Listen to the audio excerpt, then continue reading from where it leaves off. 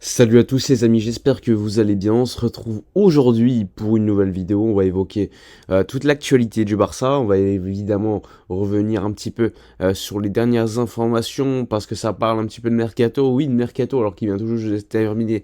Mais il y a encore un mercato pour les joueurs libres qui est ouvert. Donc on va revenir également sur certaines informations qui peuvent être intéressantes par rapport à ce sujet. Et évidemment évoquer le futur de certains joueurs parce que comme vous le savez, le Barça prépare déjà l'avenir et déjà actif en préparation, en prévision de la saison prochaine. Voilà, alors juste avant, comme d'habitude, n'hésitez pas à me suivre, à liker, commenter, partager comme d'habitude. Et oui, pour ceux qui l'ont remarqué, je suis malade, donc ma voix a un petit peu a été, on va dire, est différente par rapport à d'habitude.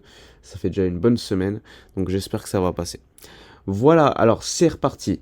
On commence par évidemment évoquer le fait que le FC Barcelone est en plein mercato, oui, même si le mercato des transferts habituel est terminé. Pourquoi?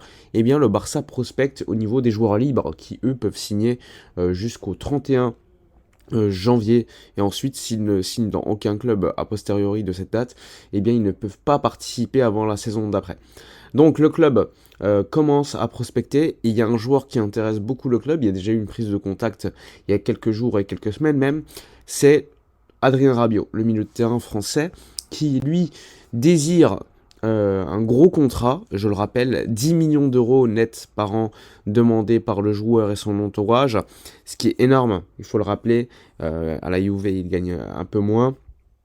C'est un joueur qui intéresse beaucoup. Il a reçu des offres de Turquie, d'Arabie Saoudite, de MLS qu'il a refusé parce que il veut continuer au top niveau. Néanmoins, il demande de l'autre côté un gros salaire. Alors aujourd'hui, on est le 7 septembre, il a encore rien. Il a encore aucun club.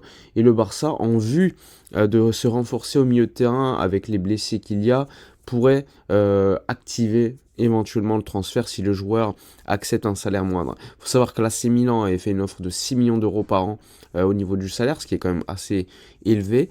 Eh bien, il avait refusé parce que c'était pas assez. C'est dire quand même que la demande du joueur est élevée, mais la réalité aujourd'hui, c'est qu'il n'a aucun club et que la saison a déjà commencé.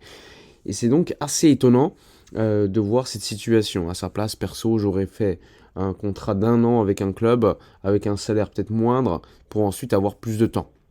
Mais bon, aujourd'hui le club, comme vous le savez, ne peut pas inscrire de nouvelles recrues, à part s'il y a une blessure de longue durée ou s'il y a le deal Nike qui est signé. C'est pour ça que il faudra suivre avec beaucoup d'intérêt le sujet Frenkie de Jong, parce que lui, pour l'instant, ne veut pas se faire opérer de la cheville. Le club considère qu'il pourrait être de retour dans un peu plus d'une semaine, mais si au final il y a une décision d'opération, dans ce cas-là, le Barça pourra réinvestir 80% du salaire du joueur pour une recrue. Et là, Adrien Rabiot entrerait totalement dans cette éventualité et pourrait être une option très sérieuse. C'est pour ça que je vous parle de Rabiot, parce qu'il faut suivre le cas de Jong, à mon avis, qui est assez lié au cas Adrien Rabiot.